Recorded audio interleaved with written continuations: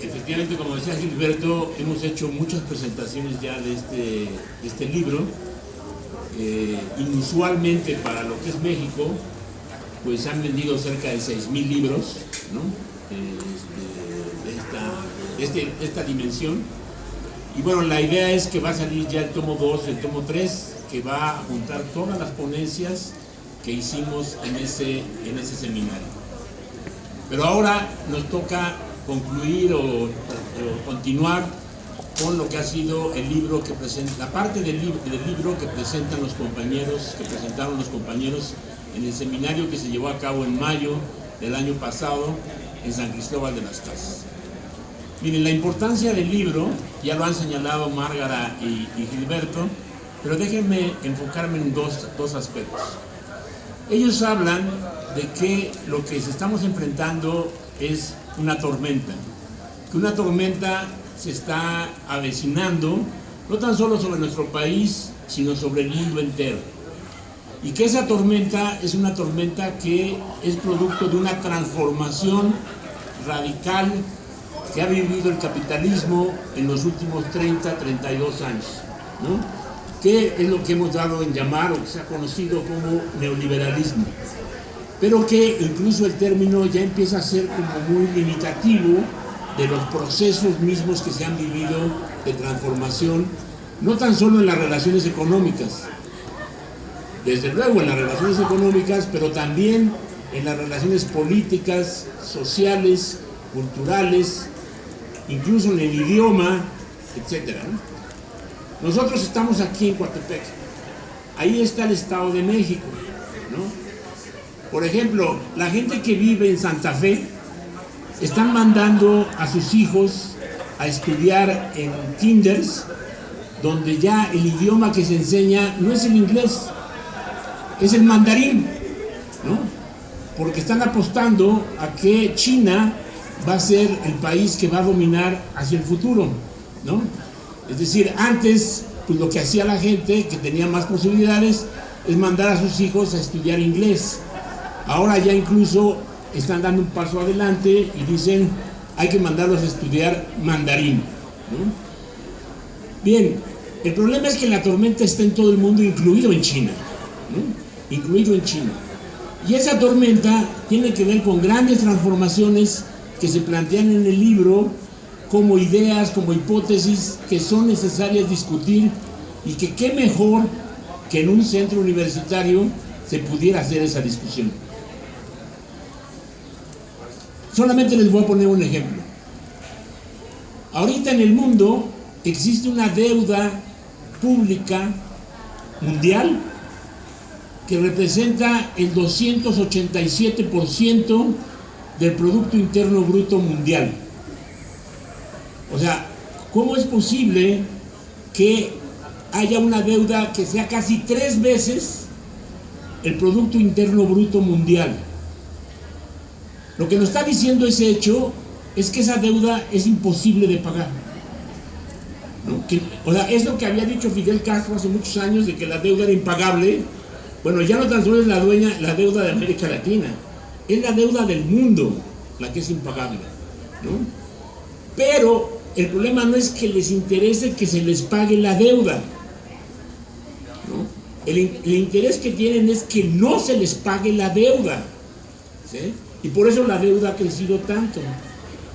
Entonces, hace muchos años, el subcomandante insurgente Marcos decía que hay 2 cosas que son fundamentales para el capital financiero: la idea de que el que paga manda, y la idea de que no me importa que me pagues, lo que me importa es que me debas, ¿no? Porque si me debes, te controlo, ¿no?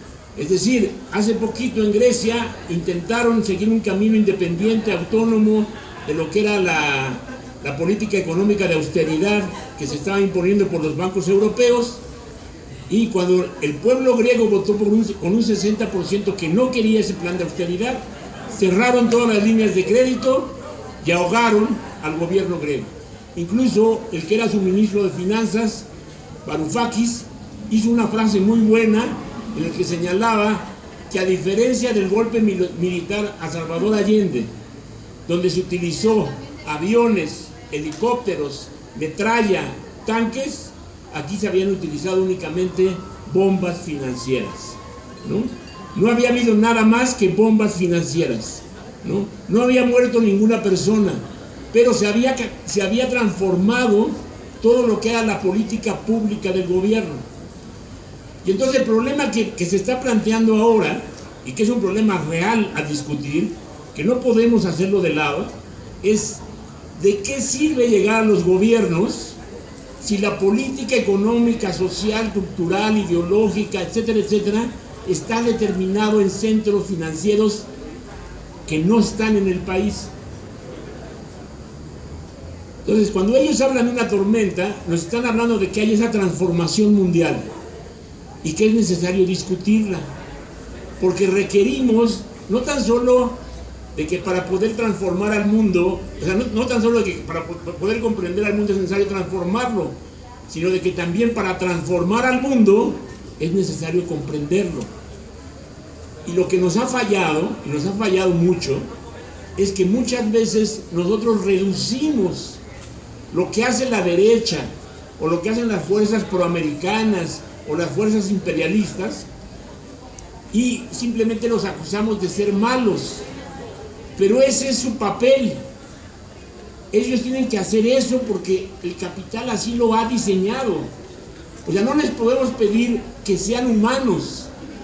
No podemos pedir que el capitalismo sea con cara humana. El capitalismo es un sistema de depredación y muerte. Nació chorreando sangre, ¿no?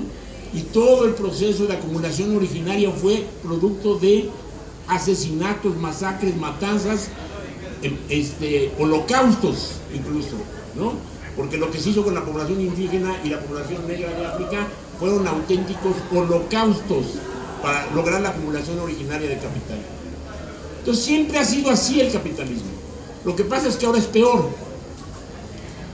Déjenme ponerles unos ejemplos porque quiero que se entienda este problema de la tormenta.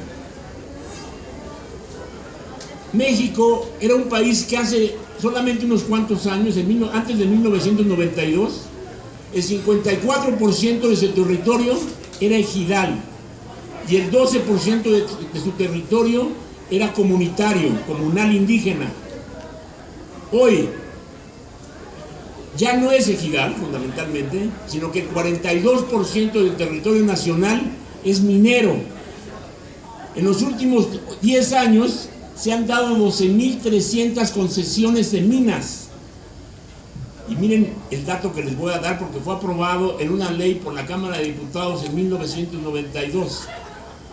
Cuando una mina canadiense compra una hectárea o renta una hectárea a un campesino, le paga 5 pesos con 90 centavos por hectárea. O sea, casi lo que paga uno por subirse al metro. Eso es lo que cuesta la hectárea en México. 5 pesos con 90 centavos. Y el campesino se puede inconformar y decir, no es un precio justo. Y entonces interviene el Estado para fijar un precio justo. Pero una vez que el Estado dé su veredicto, ese precio es el que queda. Pero el campesino no puede decir no. Tiene que aceptar que va a ser rentada su tierra, ¿sí? Y ese hecho, pues está creando un elemento que es clave y que es fundamental para el país. ¿Dónde reside la soberanía? ¿No? ¿Dónde está la famosa soberanía nacional que en la Constitución se planteaba que emanaba del pueblo? Si el 42% del territorio nacional está en manos de la gran minería. Es más, hace poquito, una de las grandes compañías canadienses, Goldcorp, que es la que tiene la mina más grande de oro de América Latina, que está en Guerrero, ¿no? A 25 kilómetros de Ayotzinapa más o menos. Goldcorp entregó a la Universidad Nacional Autónoma de México $350,000 y fue a la Facultad de Ingeniería el representante de Goldcorp a recibir los honores de la UNAM, ¿no? Y le dijo el director de Fundación UNAM, dijo, es una gran alegría para la Universidad Nacional Autónoma de México que Goldcorp esté entregando $350,000 para beneficio de la comunidad, porque con eso vamos a hacer becas y vamos a crear una rama de la ingeniería que se dedique fundamentalmente a la minería. Eso se llama negocio redondo, ¿no? Es negocio redondo porque tan solo en la mina Los Filos, Goldcorp va a ganar $60,000 millones por la extracción de 60 toneladas de oro de aquí al 2020. ¿Sí? Antes en ese lugar se producía mezcal, ahora se produce oro. ¿Sí? Y lo que se le pagó a los indígenas y a los campesinos por la tierra fue absolutamente nada. Y claro, a un lado de Goldcorp están también los plantíos más grandes de amapola. ¿Sí? Entonces, el Ejército Federal, la Marina, la Policía Federal, los gobernadores de los estados, los alcaldes, el presidente de la República, todos esos son los que están encargados de cuidar las minas de Goldcorp y los plantíos de cocaína y de amapola en el estado de Guerrero. Y son los mismos que desaparecieron a nuestros compañeros de Ayotzinapa. O sea, por eso es una tontería discutir si fue tal cártel el que hizo eso con respecto a la desaparición. Porque no se puede separar al crimen organizado del Estado mexicano. No se puede separar al crimen organizado del capitalismo tal y como está operando en México, ¿no? Porque están trabajando juntos, tanto el capitalismo como el Estado, como las bandas del crimen organizado. Entonces, Ayotzinapa, de hecho, representa como el inicio de esa gran tormenta que viene sobre nosotros. Miren, compañeros, por datos oficiales, hay 25,000 desaparecidos en este país. O sea, estamos llegando al récord de Argentina. Nada más que ahí fue una guerra que enfrentó el Estado contra organizaciones armadas. En este caso, es una guerra contra cualquier ciudadano que tenga la desgracia de atravesar un retén militar o un retén de la Marina, como ha sucedido innumerables veces en Veracruz y en otros lugares. Entonces, el hecho es que efectivamente tenemos esa situación, y eso es lo que los compañeros nos plantean, que es como una especie de hidra capitalista en la que no es posible simplemente cortarle una pata o cortarle una cabeza, que es necesario hacer algo totalmente novedoso, algo totalmente diferente. Yo quiero plantearles dos ejemplos a nivel mundial. Indudablemente que la caída del apartheid significó un triunfo de la humanidad, pero lo que se construyó en Sudáfrica con gobiernos afros, no fue una sociedad más justa, sino fue la continuación de un capitalismo salvaje. El otro ejemplo, los cubanos mandaron miles de soldados a Angola para enfrentarse a los sudafricanos. Murieron miles de soldados cubanos, miles de ellos quedaron mutilados. El gobierno de Santos, Dos Santos, que llamó a los cubanos a pelear a Angola, hoy es su familia, la familia más rica de África. Es decir, tú le puedes cortar una pierna, pero el capitalismo tiene una capacidad de regeneración extremadamente poderosa, extremadamente grande. Entonces, el problema es que si existe esa hidra, a lo mejor lo que hay que cambiar es el ambiente en el que se desarrolla la hidra, para que no pueda regenerarse, para que no pueda vivir. Y compañeros, la única forma, la única posibilidad que hay para crear un nuevo ambiente, una nueva geografía que impida la regeneración de la hidra, es creando relaciones sociales diferentes y nuevas, ¿no? relaciones sociales que pueden ser económicas, pero que también pueden ser mucho más allá de económicas. Relaciones sociales que impliquen un cambio en la forma de relación de los géneros. Relaciones sociales que implique la necesidad de un pensamiento crítico que acabe con la visión que está en todas las universidades, desgraciadamente, de México, ¿no? En la que ya no tan solo, como se hablaba en los 70s, hay un proceso de proletarización del trabajo intelectual, sino que lo que existe es una precarización del trabajo intelectual, ¿no? Una precarización que desgraciadamente impide un conocimiento global, un conocimiento crítico de la realidad.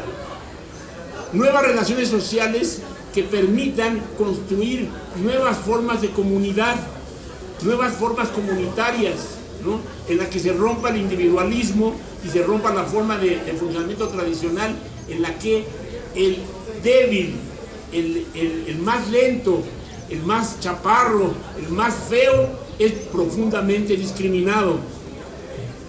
Quiero ponerles un ejemplo.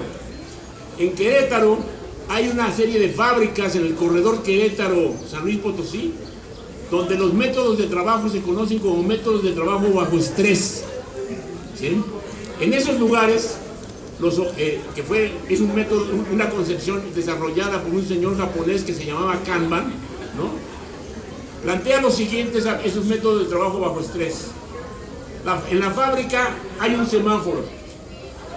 Si la producción va bien, el semáforo está en verde y hay una música de fondo que es totalmente suave, ¿no? Una música que permite el relajamiento, ¿no? Y están trabajando de manera tranquila.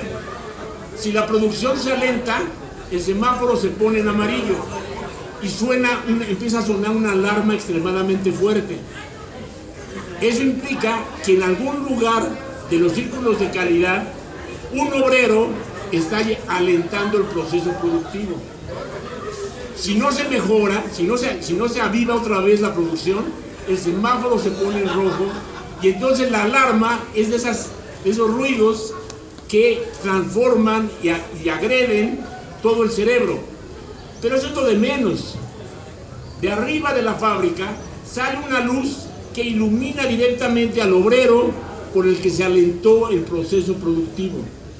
Y todos sus compañeros lo acusan de ser los responsables de que haya bajado la calidad de la producción y la cantidad de la producción. Porque ahora ya no tan solo el enemigo es el patrón, sino que al crear los estímulos por la productividad del trabajo, ¿no?, lo que hacen es eliminar al salario como el elemento igualitario de trabajo de la gente. Pero eso sucede en Querétaro, pero sucede también en la UNAM, sucede en la UAM, sucede en todos esos lugares donde existe el SNI, donde existen los premios, donde existen los tortibonos, ¿no? Por un hecho concreto, se perdió la lucha sindical y lo que existe es premios por productividad del trabajo. Premios por productividad del trabajo. Eso no fue inventado en la UNAM, fue tomado de las fábricas, esa forma de organización del trabajo. Y eso genera la carencia de solidaridad humana, ¿no? La inevitable pelea por esos tortibonos, por esos premios de producción o de productividad del trabajo. Entonces, el hecho es de que el capitalismo es un sistema global que tiene una forma de funcionamiento que no es simplemente economía, sino que abarca el conjunto de ramas y rubros en el que funciona la sociedad. Y además, no es un capitalismo que se resuelva simplemente con transformaciones en un solo país, ¿no? Porque existen una serie de relaciones mundiales, ¿no?, que implican y determinan mucho de las economías nacionales. Miren, cuando los compañeros zapatistas nos dicen, está pasando esto en el mundo, y nos plantean que está esta tormenta y está esta hidra, nos dicen, las armas que tenemos para enfrentar a la hidra es la rebeldía, la resistencia y la organización. Y en el terreno de las ideas es el desarrollo de la ciencia, el desarrollo de las artes y el desarrollo del pensamiento crítico. Esos tres elementos son claves, ¿no? Lo que es fundamental es ubicar en cada uno de estos terrenos, las ciencias, las artes y el pensamiento crítico, ubicar cómo pueden estar al margen o romper con las formas y las categorías del mismo capitalismo. Cuando los compañeros elaboran uno de los últimos textos que hicieron, al final de, vamos a decir, ya casi a un año después del seminario, nos plantean una idea que es central y con la que quiero terminar. Nos dicen, ¿cuál es la clave del libro El pensamiento crítico frente a la hidra capitalismo? Por el libro aparece Carlos Marx, aparece Einstein, ¿no? Aparece Sherlock Holmes, aparecen cientos de personajes, ¿no? Pero aparece un personaje que además existe, que es alguien que en la comunidad zapatista se le conoce como Defensa Zapatista, que es una niña de 8 años, la quinta generación del EZLN, que es mucho mejor que las otras generaciones. Entonces, la niña Defensa Zapatista, dice el subcomandante insurgente Galeano, es la clave del libro. ¿Por qué es la clave del libro? Porque esa niña, y ustedes lo pueden leer en el libro, lo que hace permanentemente es plantear retos, ¿no? Plantearle retos a toda persona con la que habla. Y entonces dicen los compañeros zapatistas, es una niña que no tiene miedo. Dice, y esto es una gran cosa, tanto terrible como muy importante. Si una niña pierde el miedo, el mundo se puede transformar, ¿no? Se puede transformar. ¿Por qué? No tan solo porque sea una menor que tiene una vida por delante, sino porque es una mujer, ¿no? Y el sistema, la sociedad, la forma de integración de la sociedad, la forma de dominación por siglos ha sido siempre la opresión de la mujer. Entonces, cuando se logra empezar a generar a mujeres, niñas que pierden el miedo, entonces con eso se está generando un nuevo mundo. Ya no tan solo tiene que ver con la forma de la organización autonómica, ya no tan solo tiene que ver con la forma de organización colectiva de los pueblos zapatistas, sino tiene también que ver con la forma de evolución individual de los seres humanos. Y se resuelve la terrible y filosófica contradicción que ha devanado los sesos históricamente a los filósofos entre la diferencia entre comunidad e individualidad, ¿no? Porque ambas existen conjuntamente, ¿no? No desaparece una para aparecer la otra. Y este hecho de decirnos, esta es la clave, nos plantea un reto a todos los demás. Porque en última instancia, la pregunta clave del libro es, ¿y ustedes qué? O sea, nosotros estamos haciendo esto, nosotros estamos construyendo este tipo de sociedad, nosotros estamos construyendo con muchos problemas, muchos errores, muchas deficiencias, porque el libro hace señalamientos autocríticos bastante profundos. Pero la pregunta fundamental es, ¿y ustedes qué? ¿No? Y esa pregunta es una pregunta que es clave para el futuro de todos nosotros. Algunos ya estamos más viejos y ya vamos de salida, pero fundamentalmente para la gente joven, el preguntarse ¿ustedes qué? Es clave, ¿no? Porque es ¿qué papel van a jugar en el futuro? ¿No? ¿Qué papel van a jugar en el desarrollo de un nuevo tipo de sociedad, de construcción de nuevas relaciones sociales? ¿Qué papel van a jugar para evitar eso que está allá, ¿no? Para evitar eso que está allá en comparación con lo que está en Santa Fe o en San Ángel o en otros lugares, ¿no?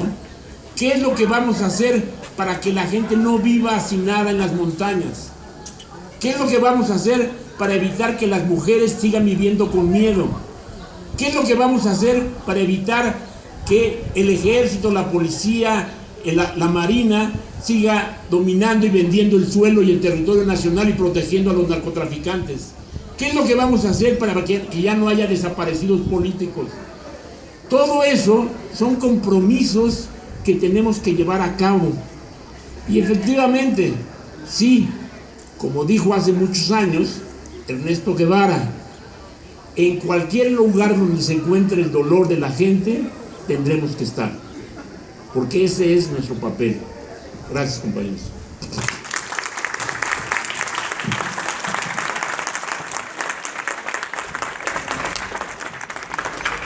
Bueno, agradecemos la participación de los compañeros. Ahora vamos a abrir un espacio para que ustedes, compañeros, realicen preguntas o comentarios